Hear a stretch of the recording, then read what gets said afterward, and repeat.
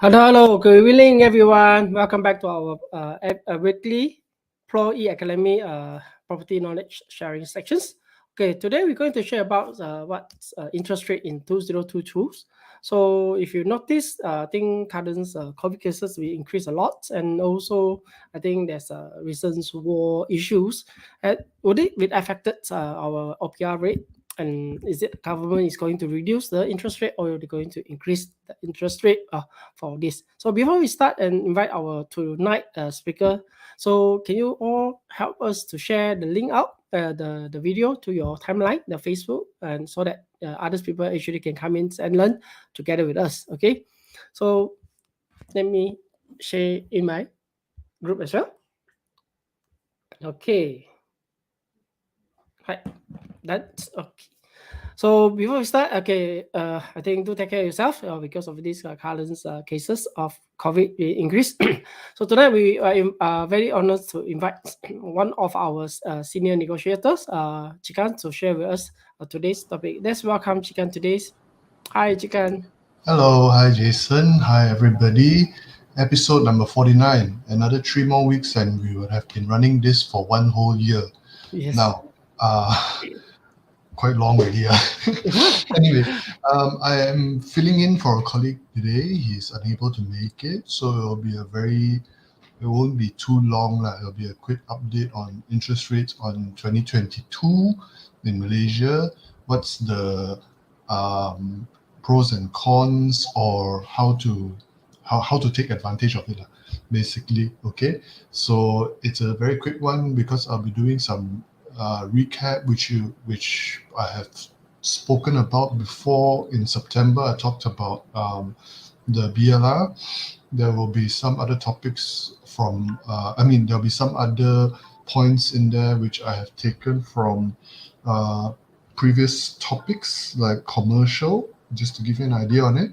And also, yeah, that's about it. It's a short recap, little news coverage, and also some advice on how to best take advantage of it. Okay? So, Okay. yeah. As I move on, again, short introduction on myself. Who am I? I've been in sales and marketing for all my life. I have been with Jason in real estate since December 2019. And we have been running 𝗘𝘀𝘁𝗁 Properties for much longer. Jason has been running 𝗘𝘀𝘁𝗁 Properties for much longer than that. But our entire team, basically, I have been a part of it since December 2019. And today's topic is a very simple one. It won't be too long, I promise. We won't exceed our time limit. It is on interest rates. So interest rates can be quite generic because interest rates are applied to a lot of things. So to a lot of financial matters. So for today specifically, we were talking very heavily about mortgage rates, more importantly, because that is the industry that we are in, and slightly on how interest rates are being used in other forms of financial institutions. Okay, so in general, what are interest rates? Interest rates are basically the charges a bank will charge to you for a loan made. This is the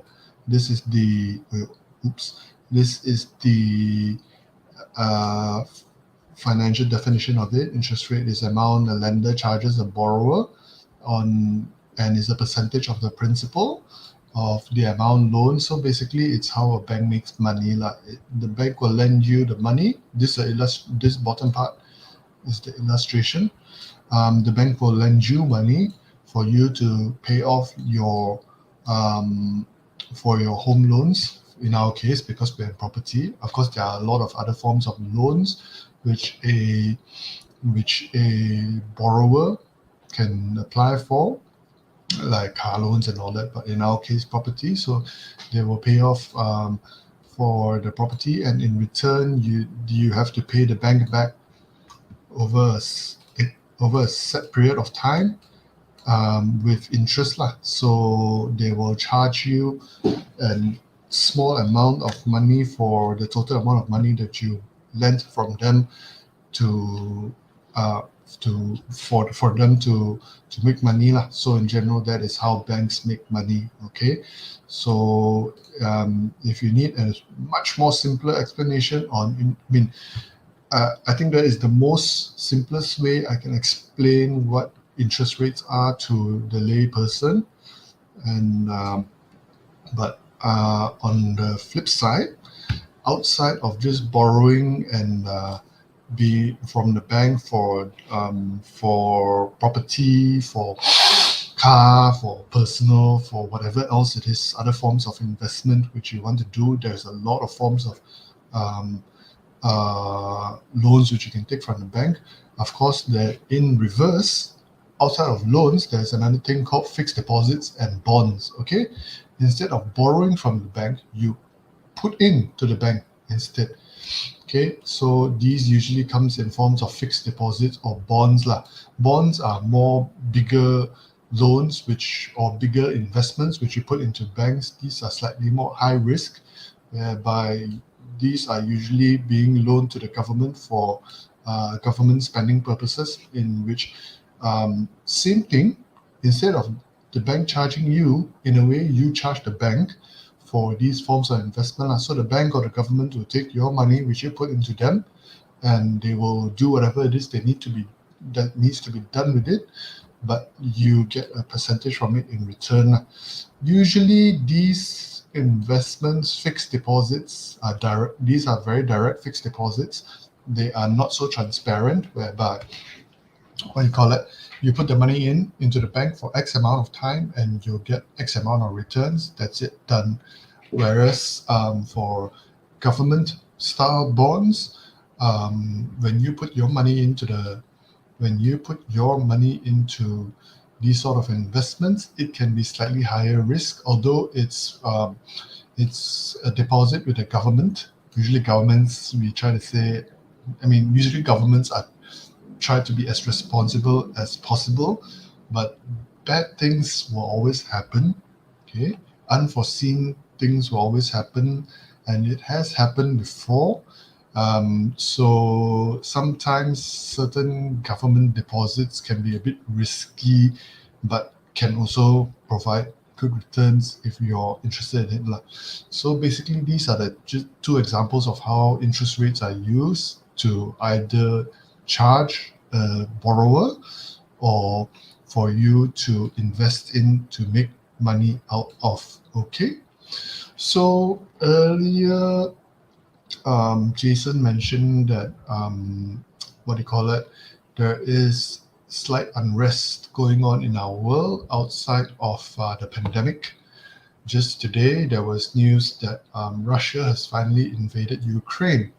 Now, how will that actually affect coming interest rates yet? I do not know. If we look at previous case studies, let's just look at I do not have it here now because this came as quite last minute news to me in my presentation, but let's just look at previous case studies whereby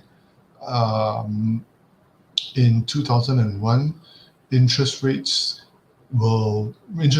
increased. I did not have the time to put this in because this news came a bit last minute to me. But if you look at 2001, when September 11 happened, that was the last biggest war when America went off to invade Afghanistan, and a bit further after that, Iraq. Interest rates increased, and there was a lot of inflation going on because a lot of prices of other commodities which will affect lending and borrowing, because during wars, government will need money to spend for the war, and of course, where does it come from? It comes from things like this, government bonds. So that's how they raise capital for wars. So during that time, of course, interest rates started going up because there was inflation due to higher demand and higher requirements of raw materials for war, and that might eventually come to affect us Malaysians, okay. But how it will. That is just a simple and that is just a simple explanation or a simple prediction for me from what I've seen before. Actual final result on how it will affect our interest rates, I generally do not know, but just to give you an idea about it lah. All right. Okay. So why are we talking about interest rates today? Because prior to this afternoon or this morning, depending when and where you read the news from, interest rates in Malaysia in general are very low for 2022. It is still stuck at a record low. All right. And why we wanted to talk about this topic in the first place was because according to reports on Bank Negara's, which is our national bank's direction, is that in general, in the past couple of years, it's either been going down on a downward spiral in lending rates, and also they have no intention of raising it as of until Q4 2022 lah. That was the original prediction before today. Okay, but if in general wars like this in Europe will not affect us Malaysians too much, because we do not trade with these countries as much. We do not demand a lot from Russia or Ukraine, and so it might not be such a huge issue to us. So let's just say if this direction carries on, if Bank Negara carries on with the current direction that it's going, okay, how will it affect us now? And also, how we can take advantage of it, right? So Bank Negara, why is it so important? Of course, it is the national bank. It is the central bank. It controls all lending policies. I've spoken about this before in my September topic about the update on the overnight policy rate, which is the base amount which the bank is allowed to lend money out from according to Bank Negara. So Bank Negara governs how much and the interest rate within our country, for the banks should be. All right. So if we go by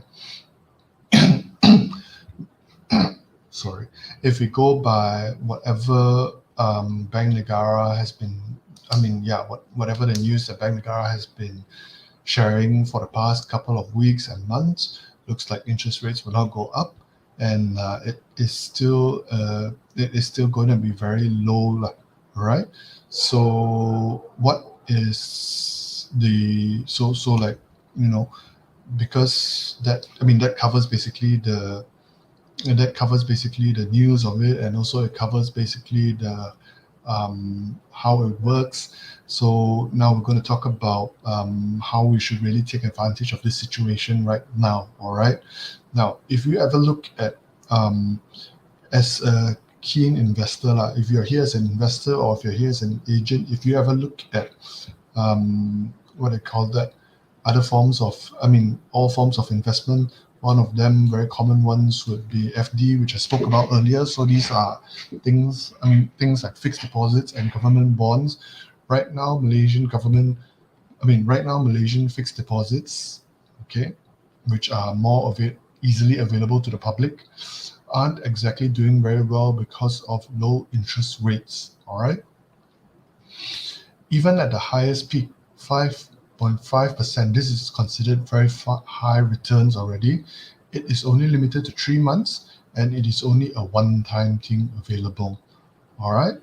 And a lot of them are currently limited to 3 or 6 months. This is latest report this morning from Ringgit Plus. This is a Malaysian aggregator on financial investments, fixed financial investments, or loans, depending which side you're looking at it from.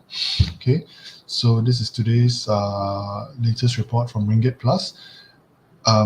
These are the best available promotions as of this month, and right now all the deposits you can put your money into for 3 months, maximum you can put in either for only 3 months or 6 months, which, because interest rates are low, right now your total gains may not be as healthy lah. Please remember, I actually didn't really mention it earlier in the definition. Your interest rates are usually calculated by annual percentage, okay, per annum. So when they say 3 months, this is my calculation example.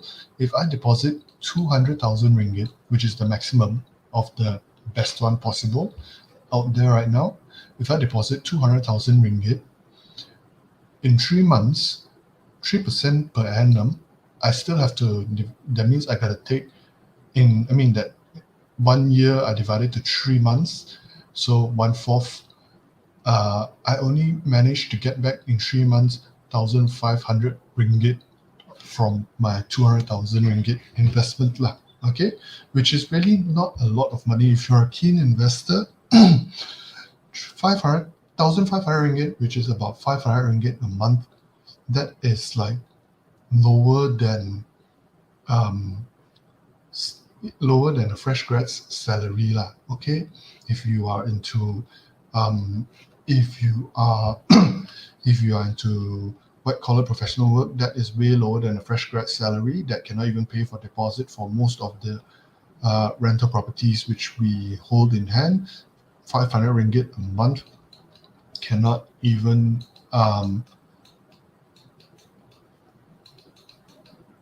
500 ringgit a month cannot really sustain a standard human being's lifestyle in general. Okay, in Malaysia, at least in KL, KL is not a very cheap place to live in. It's not very expensive, but then 500 ringgit a month is not sustainable at all. Okay, so yeah, so these are some of the investments which you can take advantage of with the current interest rate, which is not very healthy at all.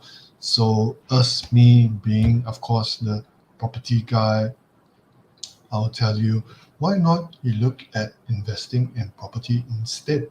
Okay, so today is really going to be a very fast one. So I'm going on over to my last bit of it already. Why am I telling you again, over and over again, for the past, I think, almost 1 year since we started our Thursday sharing every night? Why have I been telling you over the past 1 year that now is a really good time to look into property and invest in property?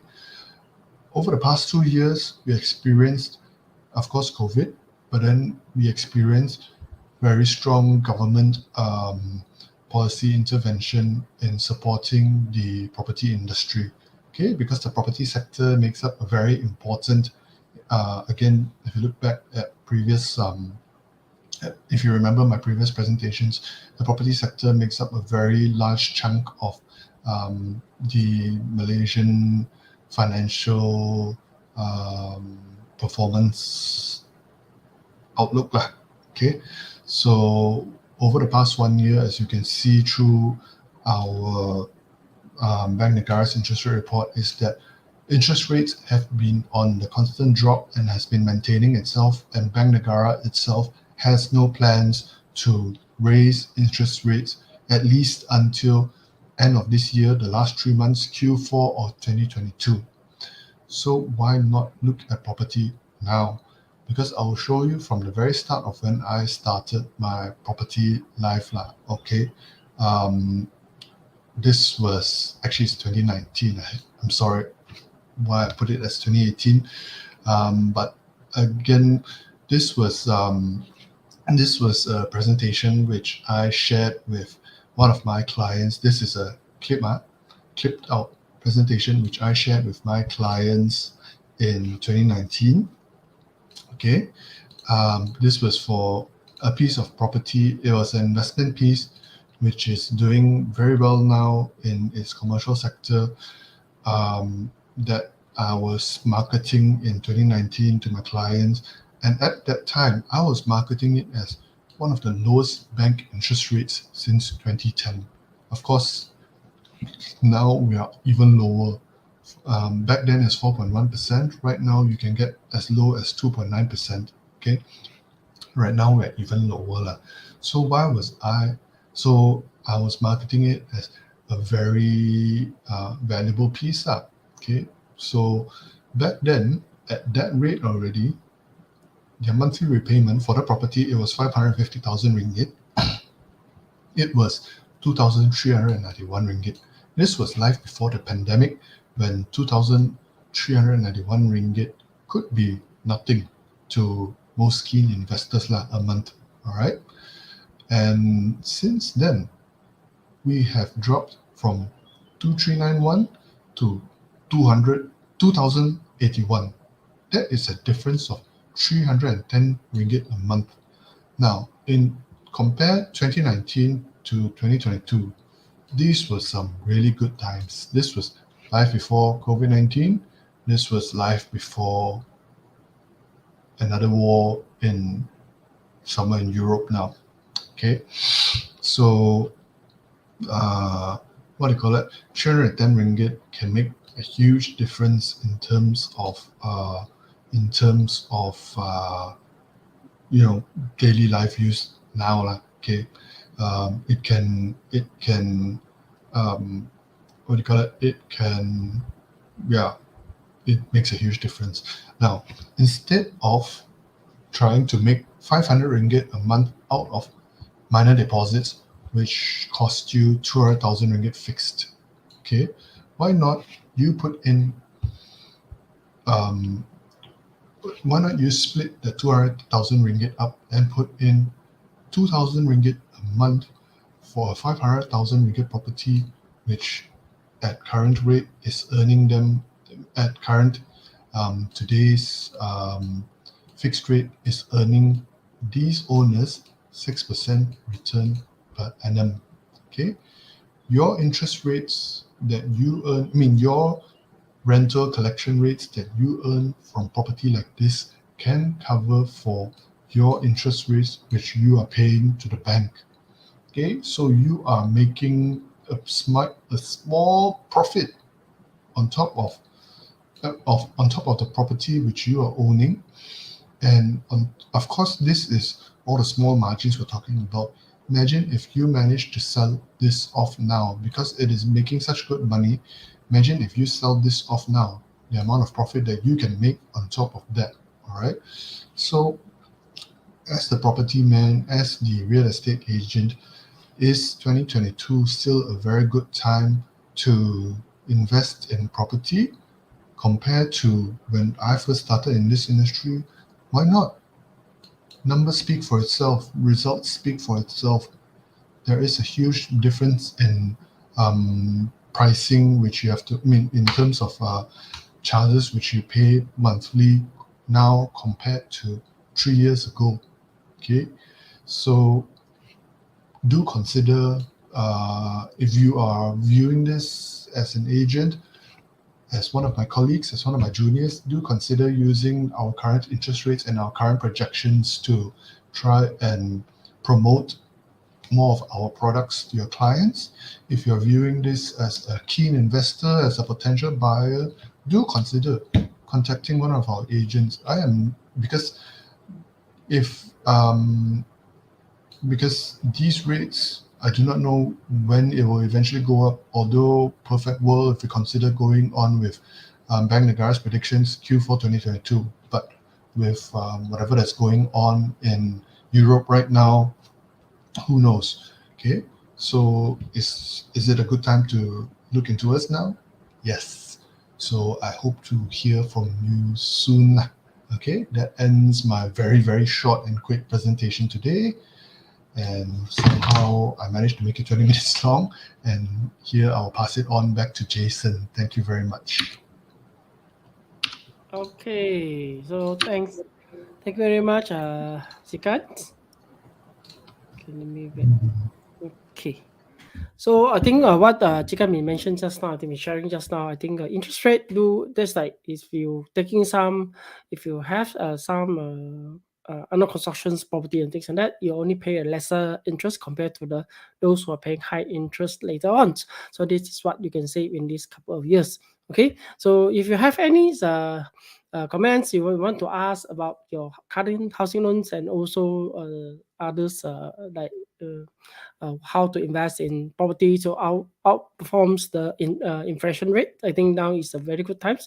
You can comment or you can contact us later. Okay. Any question you want to ask, you all can please put in the comments. If not, we'll call it a day. And thanks, I think, Chikan, for today's sharings. And thanks everyone who come tonight.